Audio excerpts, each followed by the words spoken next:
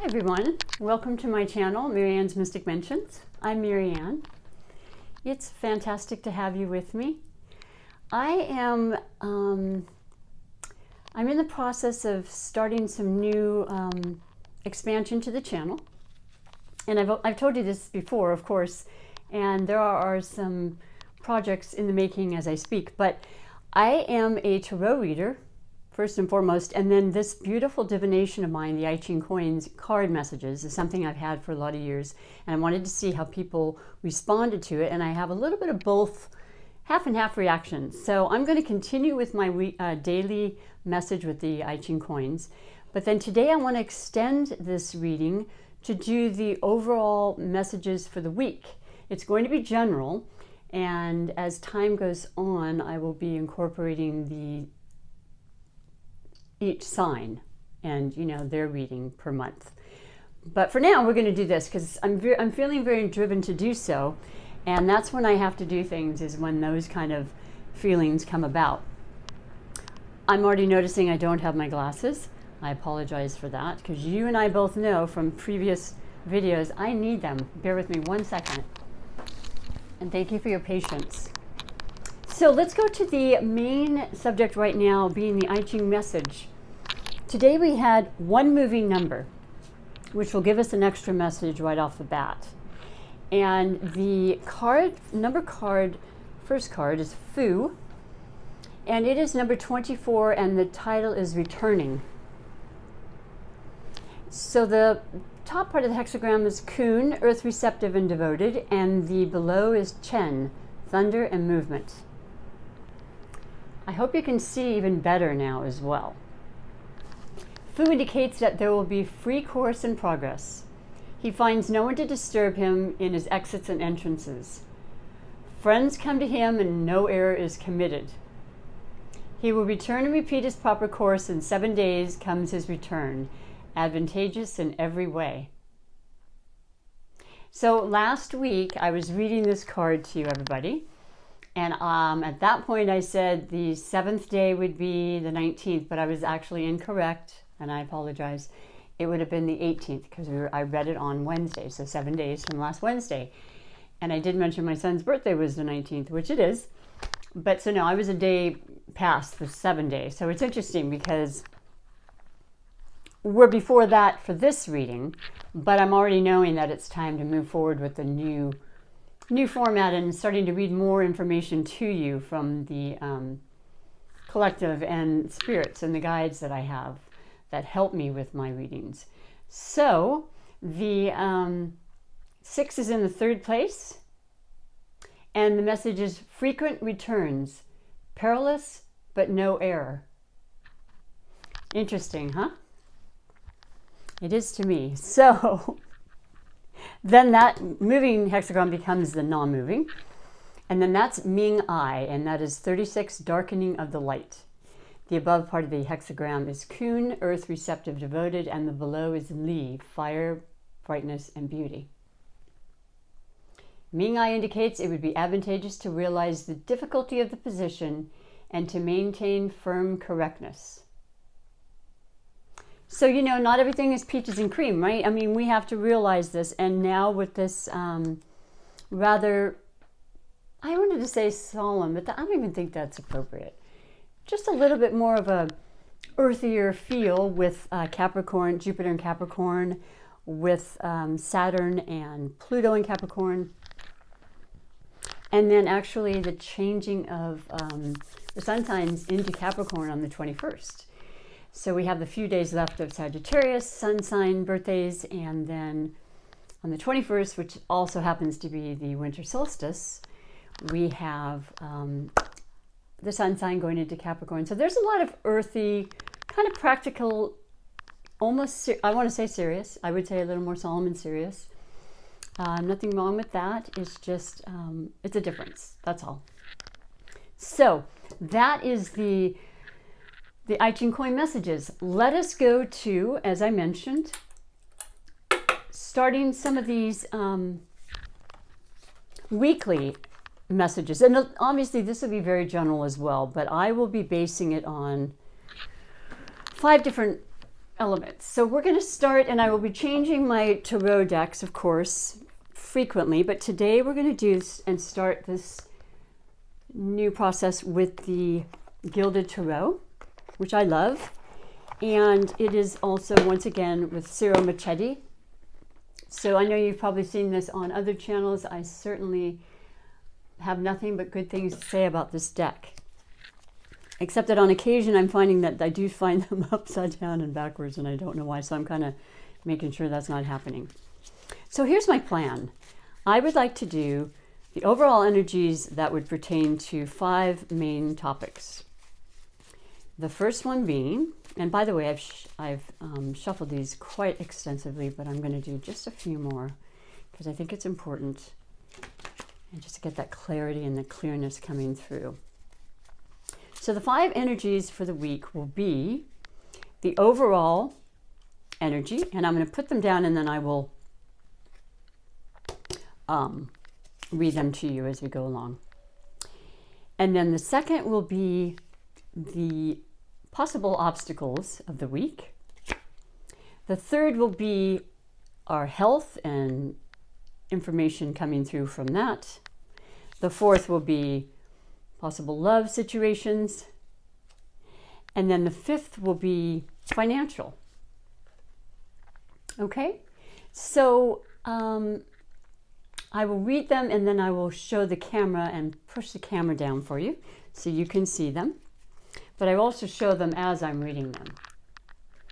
Now, the overall energy for the week, starting today being the 16th through Sunday, which will be what? That'll be 22nd. Yeah, the 22nd. We have the High Priestess.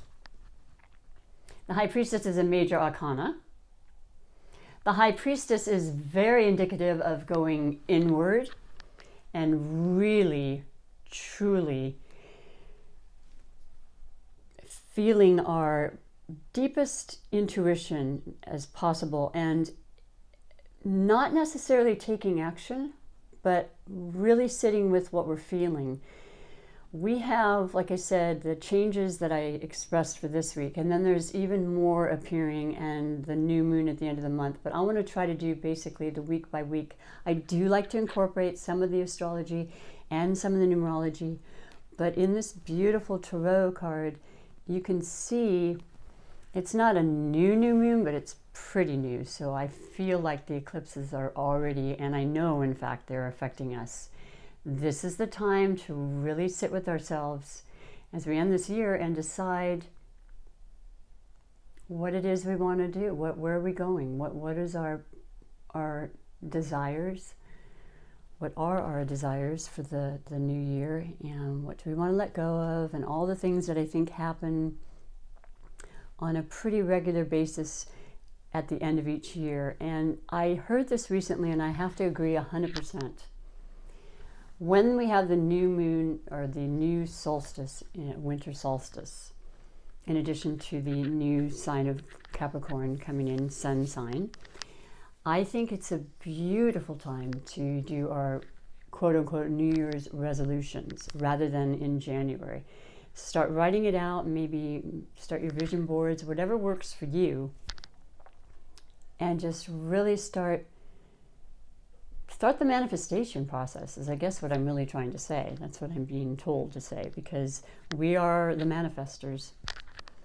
Now, in the second position, I mentioned this was going to be the possible obstacles that could happen this week. And we have the King of Cups.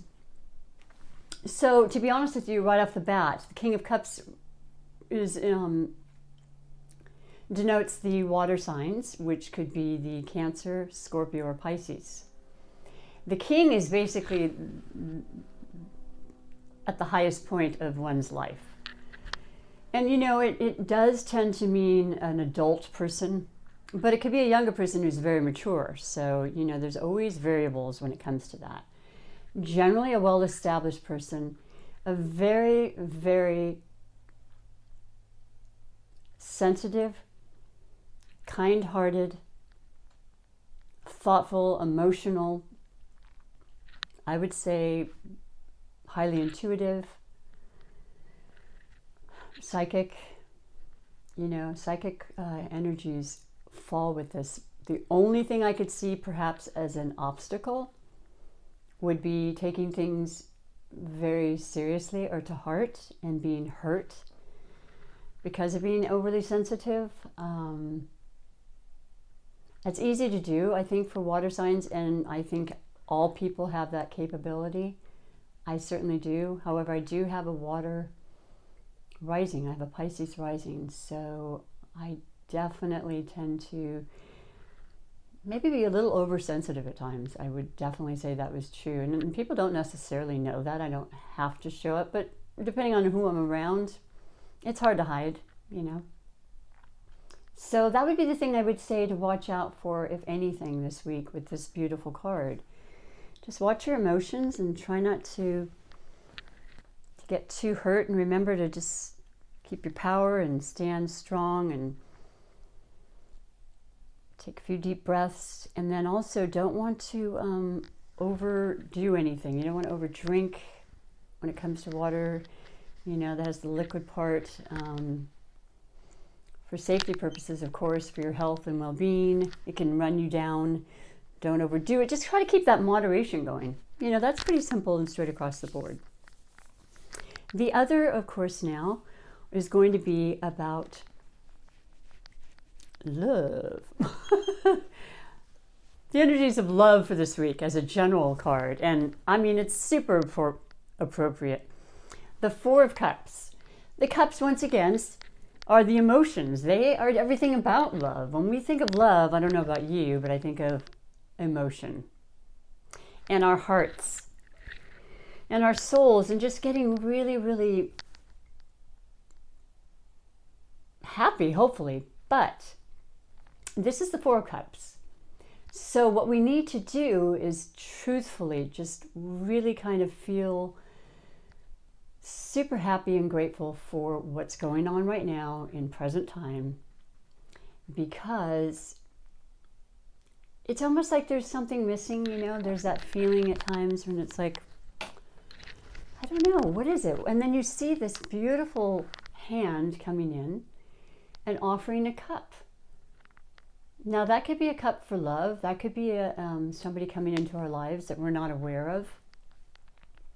Somebody maybe we are aware of, somebody you're interested in, and you'd like to verbalize that and let that be known at long last. Love of self always comes to mind because that's super important. Yeah, that's a beautiful card, really, but it's just, please don't overlook the things that are right in front of you. Be aware of the invitations coming in, or the people around you, you know. Just use your gut, use your intuition. That would be the overall energy for the love card. And then we go on to the, what did I say here? Overall energy, I have it written down actually. I don't know what I did with that. Where'd it go? Oh, here it is. Yeah, so possible thing, health, love. Interesting.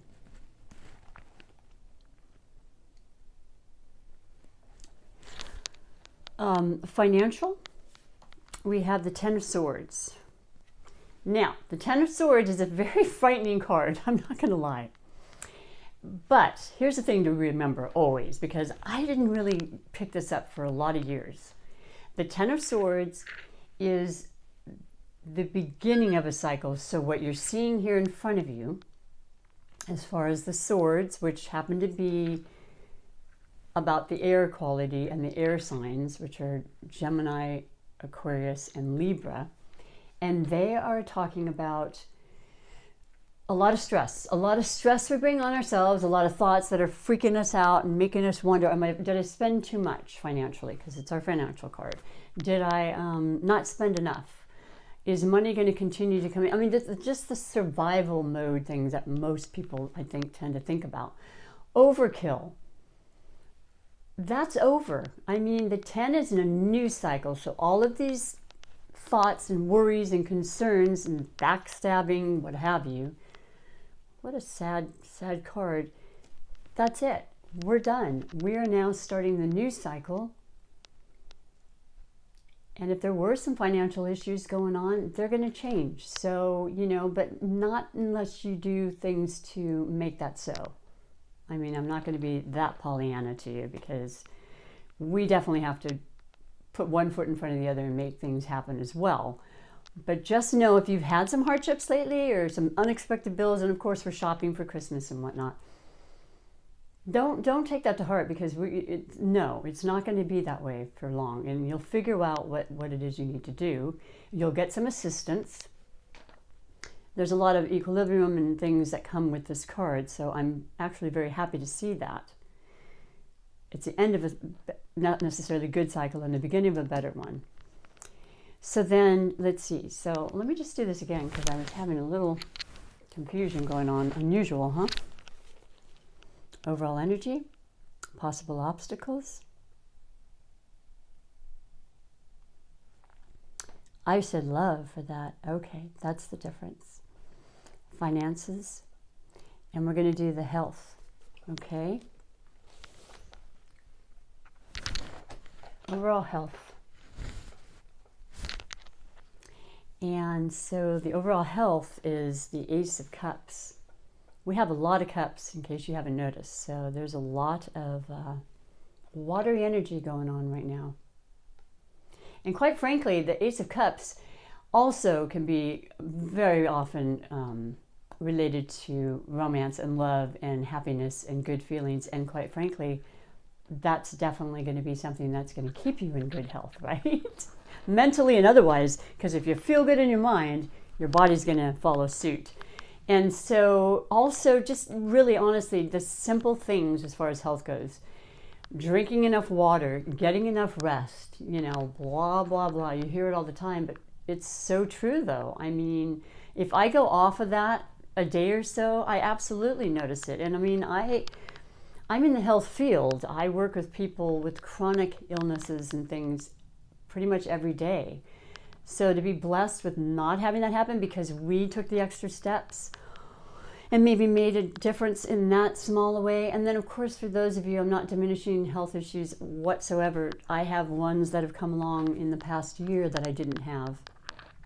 But I know that if I put my mind and heart into my well-being and I make a point of doing the smaller things, that adds up to the bigger things. So that's the overall energy, which I think is really good, and it looks like pretty good health for the most part. And if you should by any chance start to get the sniffles, I do like to add a little health tip. I feel like I'm called to do so.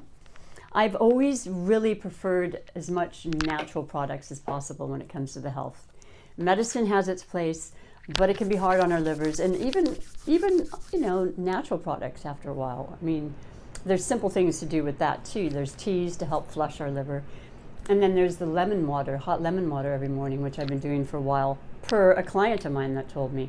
It's one of the most natural detoxifications you can do.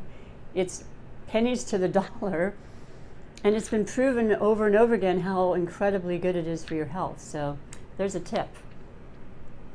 And the other one is that there is a product, and it is called Umpka, and I hope I can say this. I'm not sure. I hope I'm not making a mistake by doing this.